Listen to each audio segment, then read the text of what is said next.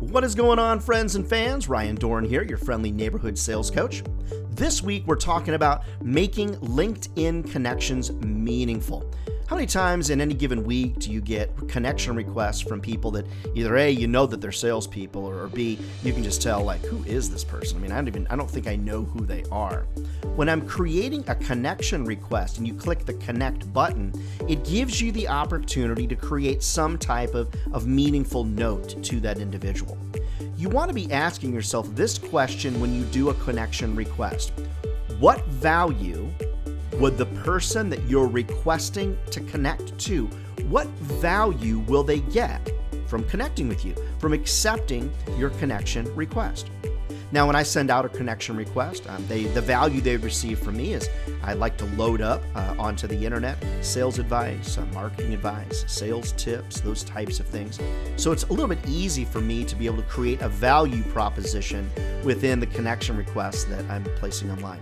So you'll have to think to yourself, what are the things that you could do in sales that potentially would cause someone to go, yeah, okay, it's worthwhile to connect with this person?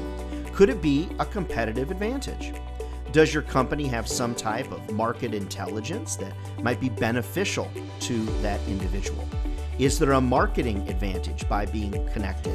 Is there some peer-to-peer sharing that could potentially occur? When you're doing a LinkedIn connection, don't just connect to connect. You want to make that connection request meaningful, because a meaningful invite or a meaningful connection request is almost always going to be well received or more well received. Your likelihood of it actually going through is obviously much higher. So hopefully the takeaway today is recognize that you need to always be growing your network on LinkedIn, but when you do a connection request, make it meaningful. Now let me give you a second tip as it relates to LinkedIn connections, and I'm going to give you a personal example from me. So it wasn't but 2 weeks ago that I was in Baltimore for a conference, and they were able to give us all a copy of the attendee list, which was great. We knew who was there. What I did is I had my virtual assistant reach out to everybody that was at the conference and put together a meaningful connection request. So what she did is she would reach out, and I gave her the text that I want included. Great to see so many smiling faces back in action in Baltimore. Love to connect with you to share marketing advice and sales advice and things like that. And that connection request went out to over a couple hundred people. Well, I have 90% of those people have said, yes, I'd like to create some type of connection with you. Now, some folks we were already connected to, so they LinkedIn messaged me and said, hey, we're already connected, but love to engage with you about some sales training and things like that. So that's also a little bit of a tip. Now, the next tip I can give to you on connecting on LinkedIn is I used to say, don't connect with people until you've had a conversation with them. Well, now I'm realizing that was a little bit old thinking on my part. So now I try to connect with people that I feel I can bring some value to them. Now, I'm in the sales business. I get that. I'm always trying to sell people, just like I'm trying to sell you as well today on my training services.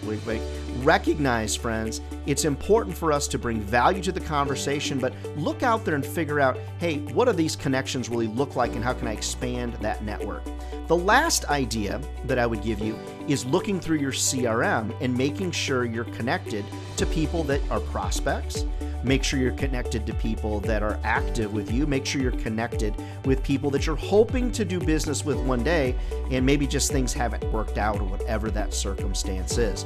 Looking through the CRM and saying to yourself, wait, why are we not connected? Now, you want to connect with folks. You want to follow them so you can like and share their posts that they put on LinkedIn. And you also want to follow their company. The reason you want to follow people's company is as they're doing new releases, product updates, and things like that, you always want to make sure that you're mentioning those things, resharing them, reposting them, liking, commenting on if it's applicable. Make sure you're commenting on those, because when you comment on somebody's post, LinkedIn is going to send them an email, and that email is going to say, Ryan Dohrn commented on your post, join the conversation, but it's not going to say what I said. So what they need to do is click on it to actually see what it was that I said, and then choose whether they want to engage in that conversation or not. Friends, I'm here to tell you right now, LinkedIn is by far one of the very best sales tools that's out there. If you're not embracing it, guess what? Your competition is embracing it. You don't want to get outsold, so get out there and get your connections strong. And also, don't forget, friends, sometimes you need to remove connections and prune that LinkedIn tree, and maybe that's another video for another time. Never forget, friends, if sales was easy, everybody be doing it, and they're not. We're not crazy. It's a great career. It'll feed your family for a lifetime. Love to come to your office. Love to speak at your national sales meeting. Friends, I'd love to pump your team up to great sales success. Reach out to me over at ryandohrn.com.